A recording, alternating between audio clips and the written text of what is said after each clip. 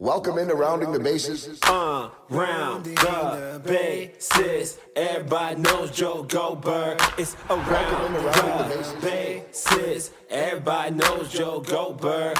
Hey, everybody, welcome back to another episode of Rounding the Bases, presented by Community America Credit Union, investing in you. I'm Joel Goldberg. Always have been. I don't know why I need to announce that. It's in the title. But anyway, just in case you were wondering, got a really cool guest today. I know I've been known to say that I've got a great guest every time, because I do.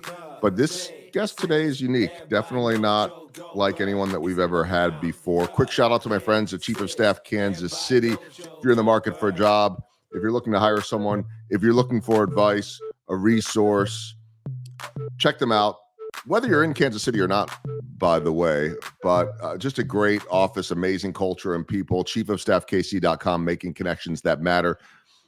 I always love that segue to connections, because we are all in the connection and networking business, no matter what we do.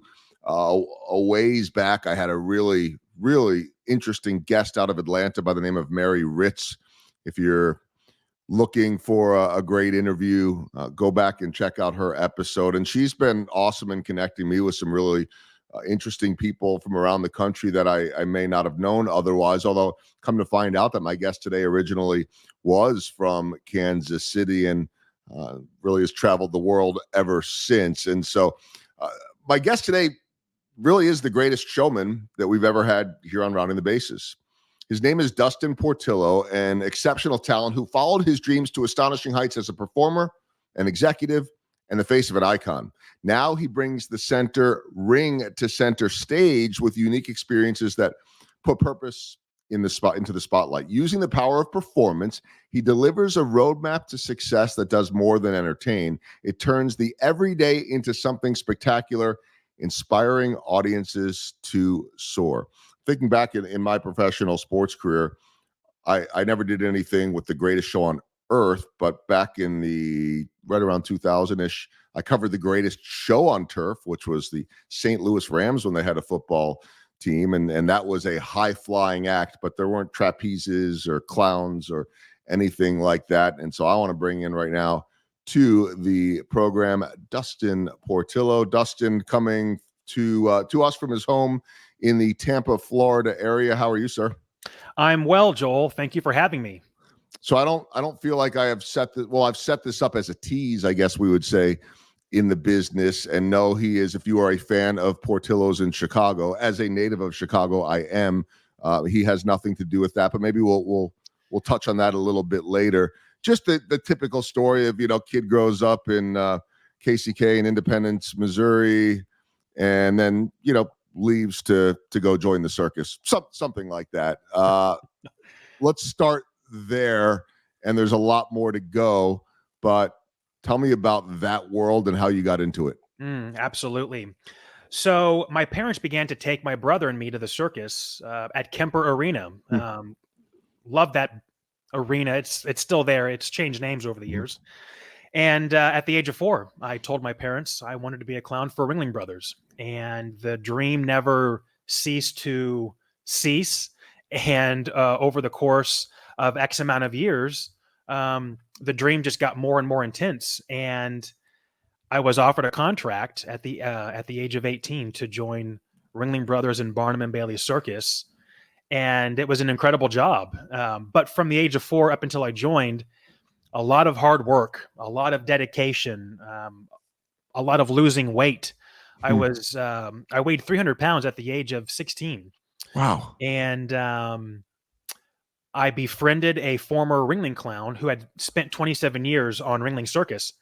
And he had long retired after that. And he said, listen, he goes, I can tell that you're being serious about that you want to join the circus, but you have to lose weight. You have to lose weight. And him and I sent letters back and forth, and I received the letter that the sentence said, first of all, I can tell that you're serious about this, but you need to lose weight because there's a lot of running in the circus and everyone else is in really good shape.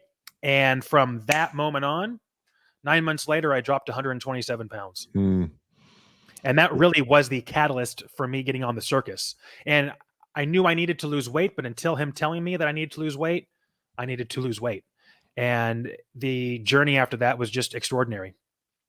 I'm thinking, I mean, to be a heavy kid, an obese kid, right? I mean, at 300 pounds at Yeah. 16 years old, look, most adults, let alone a 16, 17, 18-year-old, aren't going to find that motivation. I mean, look, Mm. I need to lose 20 or 30 pounds right now, and I know it, and it's not happening, and I need to find that motivation. I'm just curious if the passion, the desire to be in the circus outweighed whatever you were dealing with. If it was such a motivation that no questions asked, I got to do this. Oh, absolutely. For me, you know, I believe in burning the bridge behind you. And I'm not saying to do something at your job that's going to burn that bridge and put you in a bad light. I am all about, I have no plan B.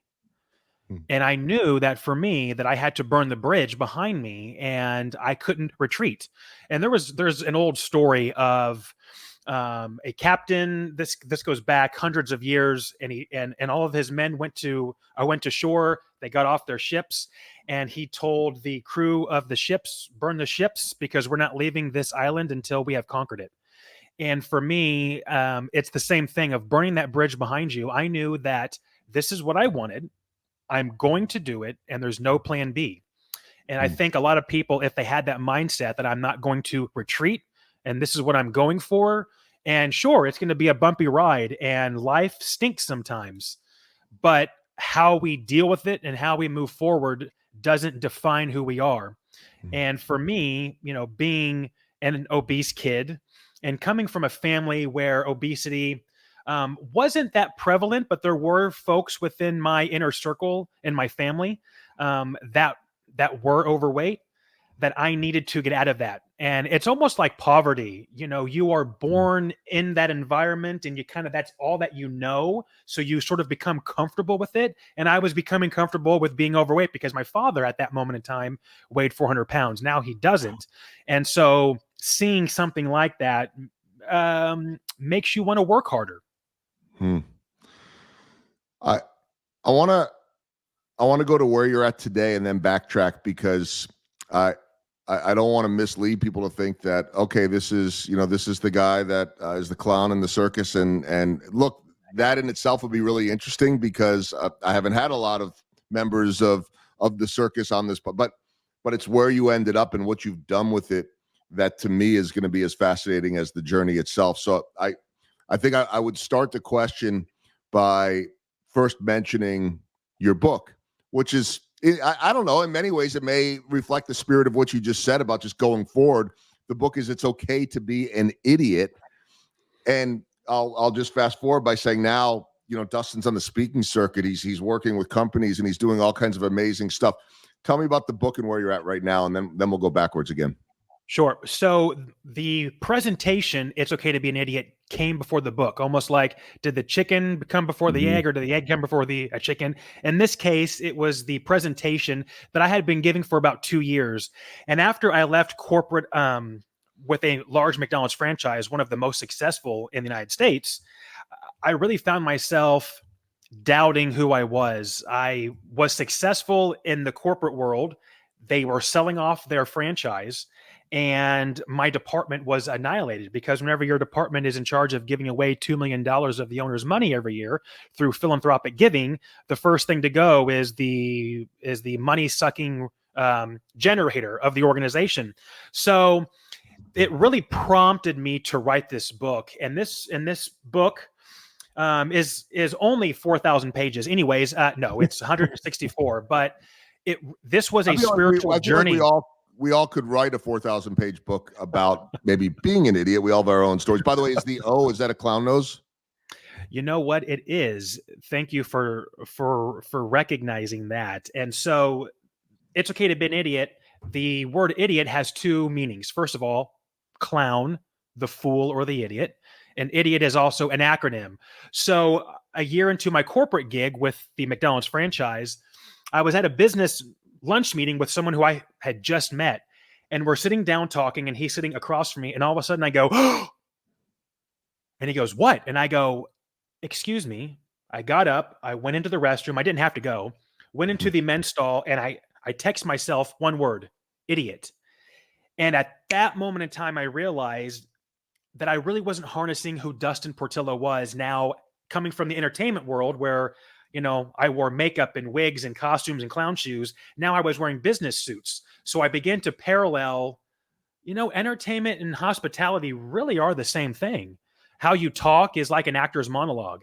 And so I realized at that lunch meeting that there are 5 fundamental concepts that have always guided me from a starry eyed dreamer in Kansas City to now being a full time speaker. And that is idiot. Imagine your potential, dream big, ignite your inner fire, own your originality, and give thanks. And if you follow those 5 principles, I don't care who you are. If you are the announcer for the Kansas City Royals, if you're the janitor working at your local school, you can be successful. For me, I had to go through some hardships and to realize what really made me an idiot. And that really was the floodgates opening up. And from there, I began to harness the skill sets that I learned in entertainment and started to bring that into hospitality. And now, with my speaking career, I go into conferences, franchises, hospitals, and I talk about what you wear is not some sort of a nursing outfit or a McDonald's branded logo. You're wearing a costume. And how you act, you are a part of the public relations team. And you need to be a performer. I focus on a performance focused mindset. You need to bring that entertainment into the hospitality world. And it has been extraordinary to see some of these people's mindsets shift during a 40-minute presentation.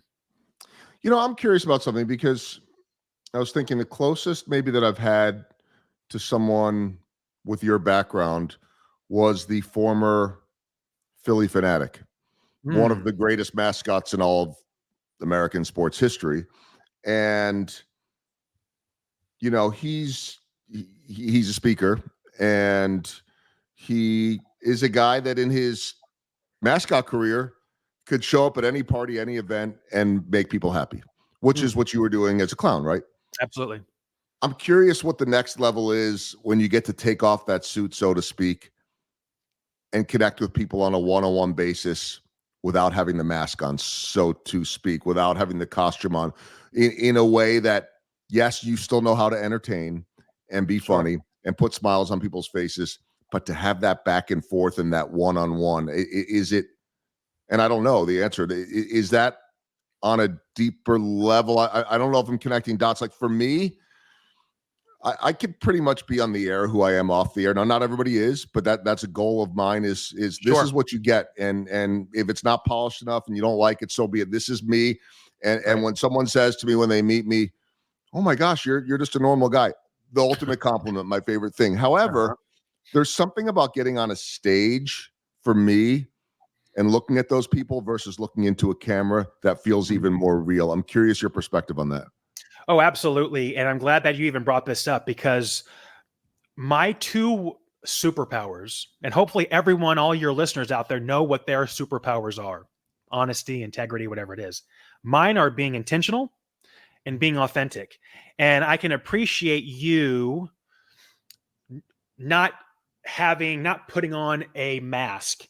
And the O in the word idiot is originality. And I talk about, you need to be authentic. You have to be original. Own it. There is no one like you.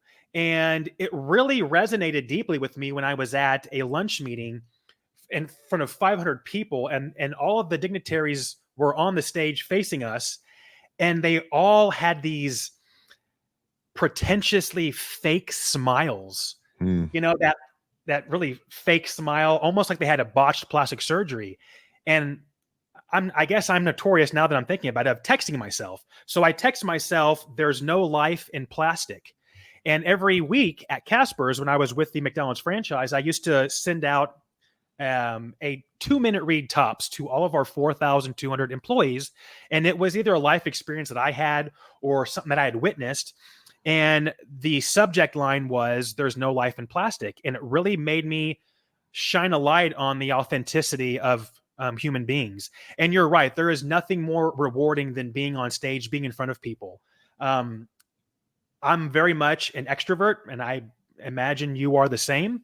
Mhm. So having that connection, COVID was hellacious, right? Because everyone is, staying behind doors and this and that. So now that the floodgates have pretty much opened and we can do these in-person meetings and keynotes, there's nothing more rewarding than being on stage and being your authentic self and your audience realizing that, because how I talk to you is how I would talk to my parents or talk to my significant other. Mhm. I don't put on a different persona. And pretty much like, you, Joel, this is what you get. And if you don't like it, I'm sorry. That's who I am. I mean, I feel like that's the greatest way to live. Like, how do you apologize for being yourself? And so Absolutely. it's extremely empowering. I want to talk about everything you did in the McDonald's world in a bit, but I got to go back to the early circus days, because like I don't know. I mean, what kid didn't grow up? I'm sure there's some, but at least being curious about the circus. I was, right. I mean, I never had the dream of I want to be in the circus. I had a dream of wanting to play professional sports, and realized at a very early age that wasn't going to happen. But I hoped I could talk about it, and it all worked out. But Right. okay, you're fascinated by the circus. It is your dream to join it, and then you join it. I mean, what is life like as a teenager or an early 20 something going off to join the circus? That almost sounds like something you would say, like, yep, I left home to go off and join the circus. No, literally, Right. you did. What Absolutely. were those days like? I mean, was it a mix of awe and wonderment, learning as you go?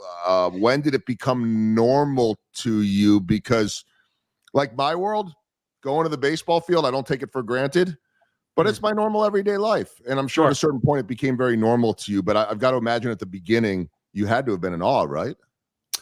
Yes, I was. And, growing up in Kansas City and going to the Ringling Brothers specifically, I never went to any other circus, maybe some shrine shows, the Ararat Shrine Circus with my grandfather.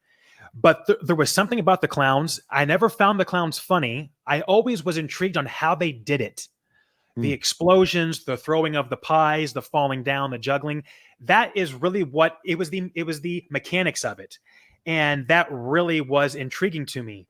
And so, whenever I joined the circus, my parents drove me from Kansas City up to Chicago, to Rosemont, Illinois, where the circus was playing, which is a suburb of the Chicago area. And I knew I had made it. It was my dream had become a reality. And the first week I was performing, I got food poisoning. Mm. And on the circus, they used to call it ringling rot, that your body is getting acclimated to doing 13 to 15 shows a week. So a very grueling schedule. In 1 year, you're doing 500 shows plus all the television, newspaper, and radio interviews. So you get really good at speaking. And I had a speech impediment growing up where I would stutter when I was nervous or excited. And then over the course of 7 years, I really saw that speech impediment kind of take a back seat, because I began to harness the nervousness or the excitement, not through speeding through my lines, but slowing down, taking it easy. When you talk a little bit slower, people tend to listen a little bit better. Plus, we had incredible public relations folks who would give us training every year. They'd fly out some bigwig news reporter and they would do media training with us. So you get really good at driving the bus, per se, where someone asks you a question and you just run with it until you eat up their allotted time. And so about 6 months into my first year, one of the clowns who I had grown up watching, I was blessed to work with him. I always told myself I want to work with him. And I had 2 years of working with him. So that was really an incredible experience. And he said, Dustin, you need to make your dream a reality now. Quit coming into work like, oh my gosh, which that's fine by itself. But whenever that kind of overruns everything else that you're doing, it feels like you're still this starry-eyed dreamer. So you really need to start making this a reality. And I ran with it. And going into my second year, I was offered the boss clown position, which is the manager of the clowns for Ringling Brothers. Hiring, overseeing the development of the new clowns, new routines. And I told the talent scout, I'm not ready. Give me 1 more year. Give me 1 more year. and he waited one more year, and I was offered the position at 22 years old, which was, I think I was the second youngest or the third youngest person in 147 years to be promoted to the title of boss clown. And that was amazing. Something else I always wanted to do. And there's a theme if you kind of hear this, oh, I always wanted to do this. Joel, I believe in law of attraction, manifestation, visualization. If you can see yourself doing it and feel the emotion attached to it, and that's really what a lot of this book is about, is the manifestation of stuff that I wanted to do in life that has come true.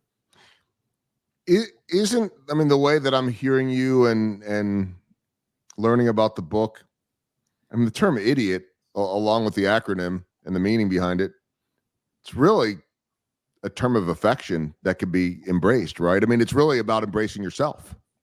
Absolutely. And during my keynotes, hopefully none of your viewers will ever see me do a keynote. Well, I shouldn't take that back. Please book me. Yeah, no, everybody should see it. Just forget what he's about to say right now. So I have a red stress ball because the red stress ball resembles the clown nose. And on it, printed on there, it says, "You're an idiot." So my keynote is very interactive. I'm in the audience. I'm talking to people. I'm calling on people. It really keeps the audience engaged as opposed to being on their cell phones.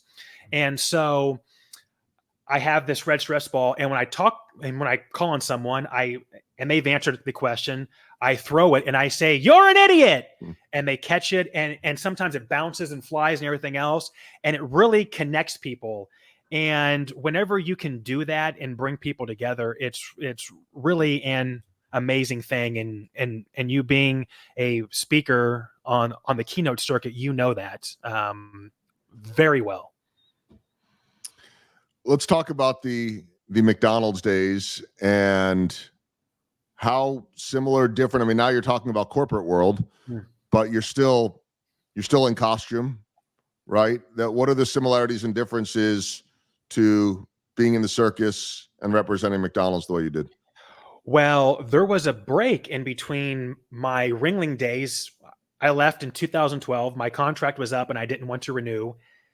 And I don't know if you know this or not, but for 4 years, I was Ronald McDonald. Yeah.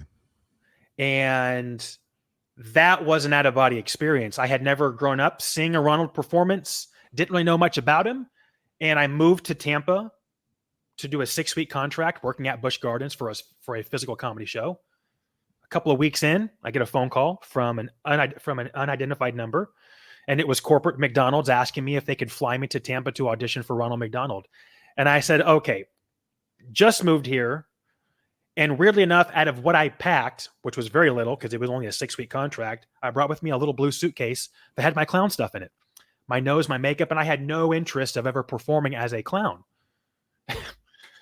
I auditioned a week later and got the gig. And so there's a through line on Ringling. Yes, you're performing, but you're the ambassador of the show. You're doing all those newspaper, television, radio interviews. And as Ronald McDonald, you're a walking billboard. You know, you're in a $27,000 outfit. Stay back. Don't spill your, Coke on me. But I had a phenomenal time. And whenever you're the face of a several $billion-dollar organization, you really have to be careful what you say and how you act. And that was the same thing on Ringling. We were the ambassadors, and whenever you get in front of that camera, you better be on your A game. And going from the Ronald program for 4 years and was incredibly blessed with an amazing opportunities. And in 2017 was asked to be in the Macy's Thanksgiving Day Parade. Mm-hmm. And that really was the caveat to me being Ronald. And then a month later, I left the Ronald program because they were discontinuing the local Ronald programs. And that's when I got sucked up into the corporate world for McDonald's. And that interaction with the then boss, who was the CEO of Casper's company, when they brought me in, he said, "Dustin, you didn't realize it, but every time that I saw you as Ronald at an event, you were on an audition. Every time I saw you, I would say, dang, that guy can do more than just put on clown makeup. He's relatable. He can talk to anyone from 5 to 95. And he goes, and I need people like that a part of my organization to represent me, to represent this company in the community." And that really resonated with me, that he could see past the makeup and see who Dustin Portillo was. And that really made me create a chapter in my book called The CEO's Casting Call, and an unexpected opportunity. And that chapter details you never know who's watching you. Yes. And be on your best behavior, but it has to be authentic. Mm-hmm. You have to be authentically you. Don't do something because you might get something out of it. Do something because Joel or Dustin truly want to do that, and then the rewards will come. But it was amazing being a part of Casper's. Again, going from clown suits to business suits, wearing my suit and tie, meeting new people, being the face of 4,200 employees was an amazing opportunity for 5 years. You performed in front of millions and millions. I mean, does anything make you nervous? I always kind of smile when people say, do you get nervous going in front of the camera? I'm like, no. But some people actually still do. Like, we're all wired differently. Some people need those nerves. There's very little that makes me nervous, but I know where my comfort zone is. Sure. Some people need to pace a little bit. Some people need to be scripted. Some people need, that makes me nervous just to watch that. Absolutely, for sure. I need to go. That doesn't mean I'm not prepared. I prepare the way I prepare. But what I've learned is that everybody does it a little bit differently. So, when a young broadcaster asks me, I give them the way it works for me, but it may not work that way for you. But the authenticity that you talk about should always be there. The ability to connect with people should always be there, being real and all of that. And then the rest of it is kind of personality driven. And for you, what, if anything, made you nervous?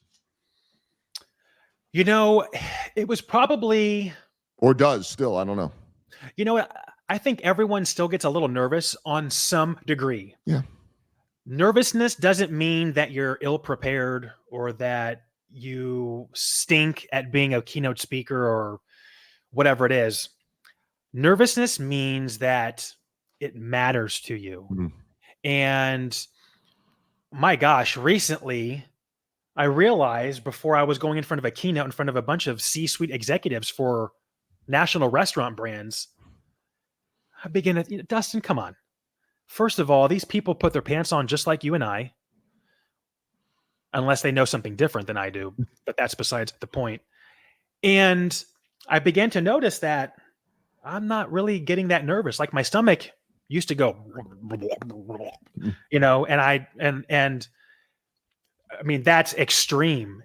And I realized, my gosh, I'm up here on stage and I'm fine. I'm a little nervous, but I'm doing okay. And for me, it was always, during my earlier Ringling days, being ill prepared or not knowing my true value or worth. And I think whenever you can start to harness who you are, the value that you bring to an organization, your personal worth, good things begin to happen, and your audience can see that. So for me, I don't really get nervous to the umph degree like I used to. I still do. I still get like the pre-night little tinge, jitter. little. Oh, absolutely. Yeah. And I talk about that if you're not emotionally connected to your why, you're just going to be numb, right? Your heart should go a little bit. Your stomach should still churn, not like you had Taco Bell the night before, but your stomach still should churn. Those are really good signs. That is a sign that you're connected to your why on an emotional level, which a lot of people are not connected on their emotional level. They're just flesh suits walking around. Yeah.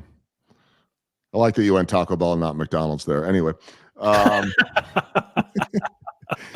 But point very, very well taken. All right, let's get to the baseball themed questions. I mean, I've got to imagine could be anything. What's the biggest home run that you've hit in your now very successful career? Oh gosh, I would have to say it'd be being in front of 54 million people in the Macy's Thanksgiving Day Parade. There's no experience like that. 4 million people lined up on the parade route, and 50 million people. I think Nielsen put out the ratings shortly afterward. It was 50 million people watched from home. And just to get the experience of people hanging out of windows, I mean, skyscrapers, and people, Ronald McDonald. I mean, totally an out-of-body experience. the next week being in a Central Florida Christmas parade for about 2,000 people, really an out-of-body experience, and really kind of brings you back down. And I've never been one to be egotistical by any means, and that's actually one of my biggest pet peeves, but really kind of brings you down. Hey, you need to come back down to earth and get grounded again. I always say that, look, over the course of 162 baseball games, and last year losing 106 of them, that, sometimes you wonder how many people are watching right now. And as long as I know one is watching, I know that is so kind of basic. But what if that, I don't even need to tell myself this because I just know it. But at some point, maybe I did. But there's somebody sitting at the Macy's Day Parade. There's somebody sitting in a hospital bed. There's somebody watching overseas that needs this moment. That it's bigger than what I think we realize it is. And I'm not talking about in terms of the amount of people, but just that, because in the social media world, you could get the whole, who cares about this team? Who cares about this? Well, you cared enough to comment or troll or whatever. But you know what? Somebody always does. Like the meaning and the purpose is bigger than I think I ever realized. And I try to remember that. I do agree. And for me, when I was on Ringling Brothers, it was my last year, and we were playing Dallas, Texas. And the promoter called me up and said, hey, there's a kid who is terminally ill. He's only 4 years old. His name is Dirk Bursey. And his parents want to bring him and his siblings to the circus one last time. Would you and the clowns be interested in doing a after show meet and greet? I mean, do you even have to ask? Of course. So at that moment in time, his father was a famous firefighter in the Dallas area for whatever reason. And all of the firehouses across the country were doing a campaign, hashtag Dirk Strong. So we met the kid afterwards. And actually that's a story in my book, To Give Thanks. And we met him afterwards, and he had a colostomy bag and a tube up his nose and kind of yellowish. And I think he had cancer. He had some form of cancer. And, we come out there after the show, and the kid is loaded with all of these souvenirs. Ringling at that time had $100 stuffed elephant, which was massive. They gave him and all of his brothers and sisters one. And I mean, programs and coloring books. I mean, you name it, the kid had it. And I have photos on my phone still of us sitting down on the arena floor talking to him. And not even a month later, we received the word that he had passed away.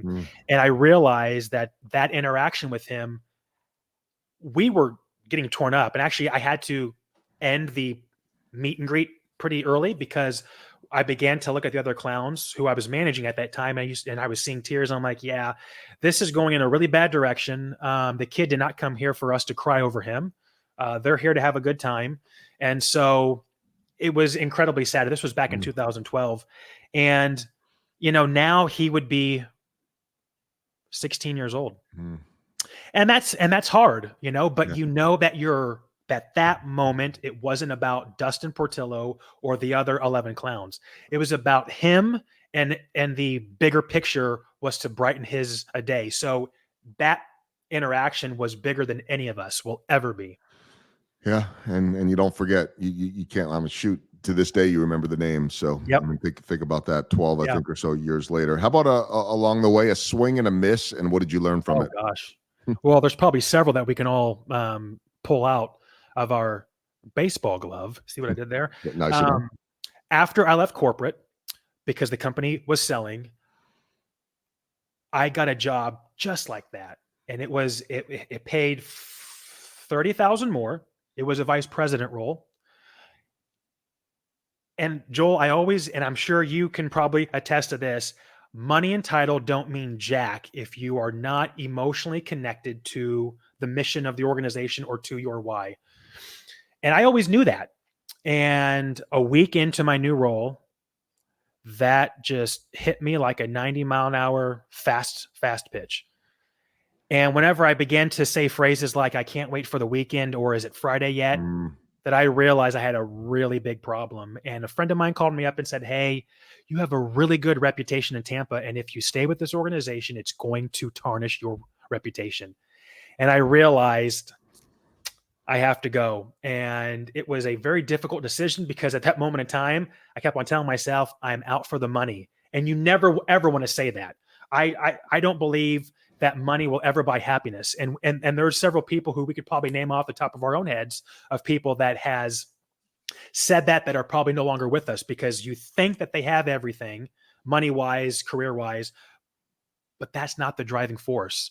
And so again, that experience really shined a light on happiness. And so a chapter of my book is called Sustaining Happiness, Finding Fulfillment Beyond Salary and Title.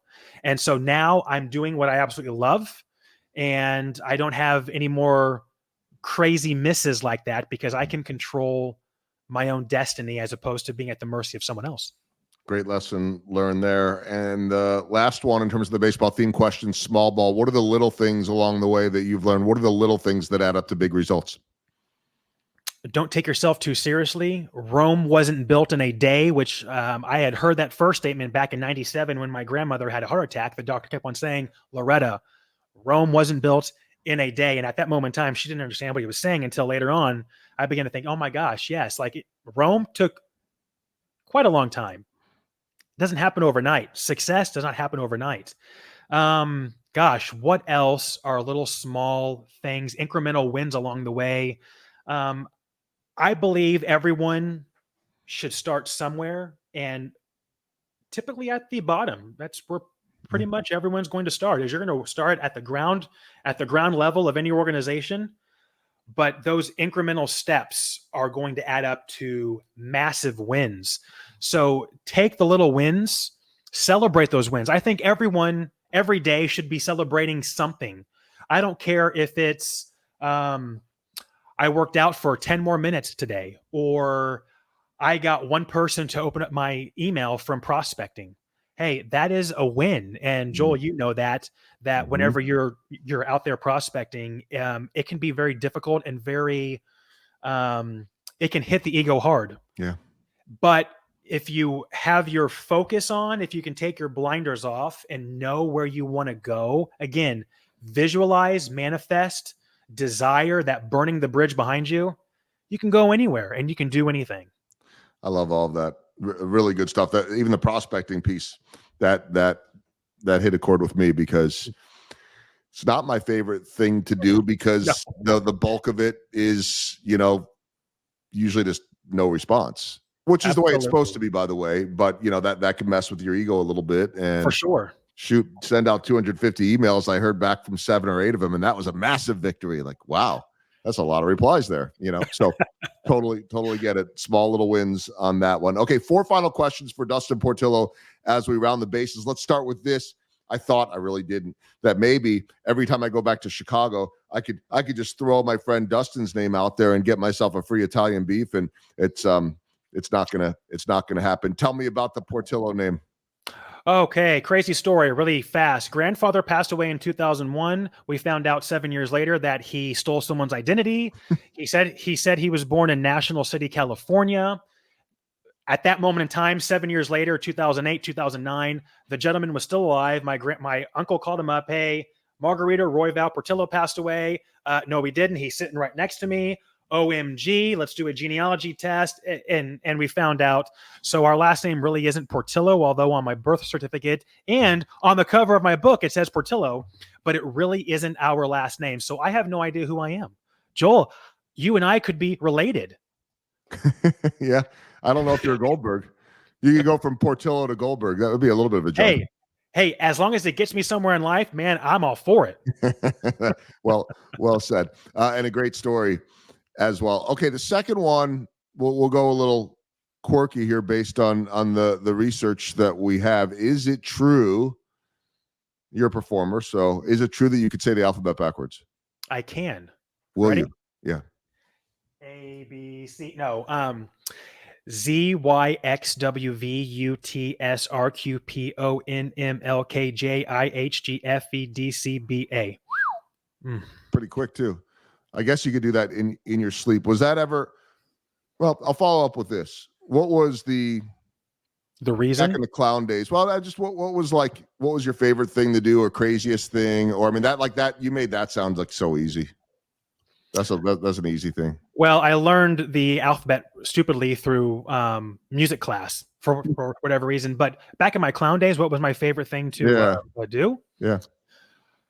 Meet people who wanted to be Ringling Clowns because they were Mm. looking up to us. And Mm. so every now and again, and it's obviously it's become more and more rare, but I used to get Facebook messages from people that would say, "Hey, back in 2006, whenever I was playing Chicago at the United Center, you took 10 minutes out of your day during the pre-show where the audience would come onto the arena floor and we would, meet and greet, autographs, do clown gags, and you took 10 minutes to talk to me." And he sent a photo of my first year on the show with him, and it's so much of an incredible experience whenever you know that you've helped people along the way.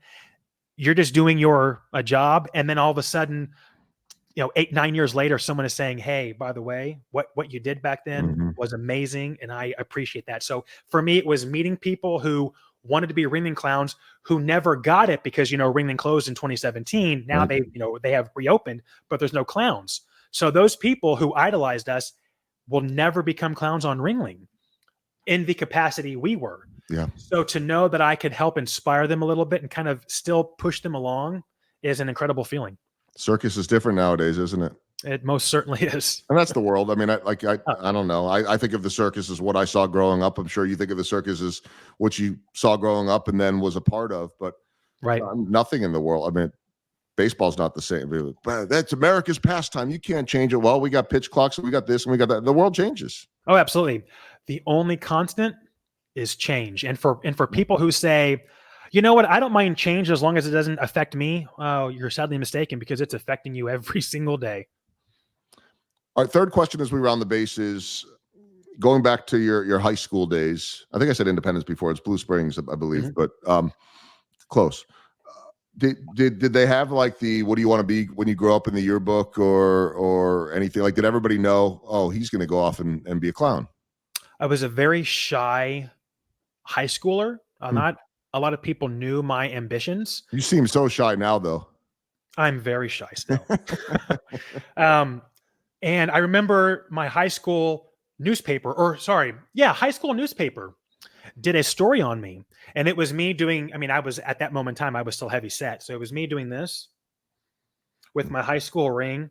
And it said, he wants to be a Ringling Clown. And there was, and I still got several copies of it.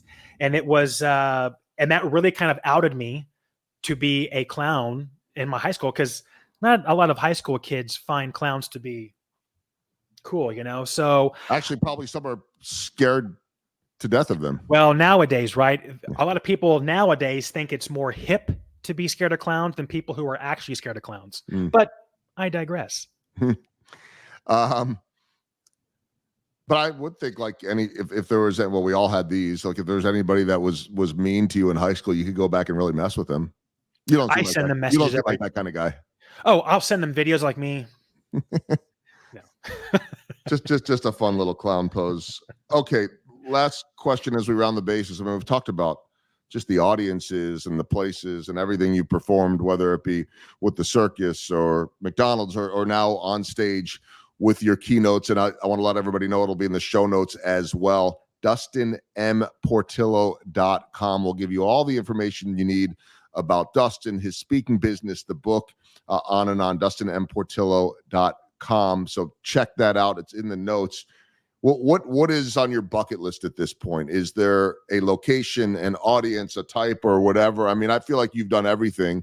That there's you can never do everything, but you've done a lot more than what most people would. What's on your hit list or your bucket list? Oh gosh, I want to know how people can inspire masses. I mean, look at Gandhi. There was no government; it was one man. And I think if a lot of people adopted that mindset of inspiring a lot of people with really nothing. I mean, Joel, you know this. You're on stage. It's just you, man, right? And so for me, knowing that I can go out there and hit a new audience and inspire people to think and do and be different. I really couldn't tell you what the audience would be, but I could tell you that in the hospitality world, now more so than ever, we are seeing a lot of people that are kind of phoning it in. And a lot of brands are not really connecting with their customers anymore on that level that maybe we saw prior to COVID. And so shining a light on that, hey, let's bring back the fun. I'm all about KISS, man. Keep it simple, stupid. If we bring it back to the basics, you can move mountains. And for me, it's really about I would say that my bucket list would be to go into as many organizations as I possibly can and shift people's performance mindset on it isn't about you, it's about your audience. And when you can make that emotional connection to them, I'm telling you, transformative things for you, your coworkers, the customers, and the brand can happen. Great stuff. It really is. Again, the website is DustinMPortillo.com. 2 L's in Portillo if you aren't familiar with the restaurant, even though that has nothing to do with Dustin. It's not even really his name, but apparently it is. I'm in the witness protection program, people. Right. We don't even know who he is, really.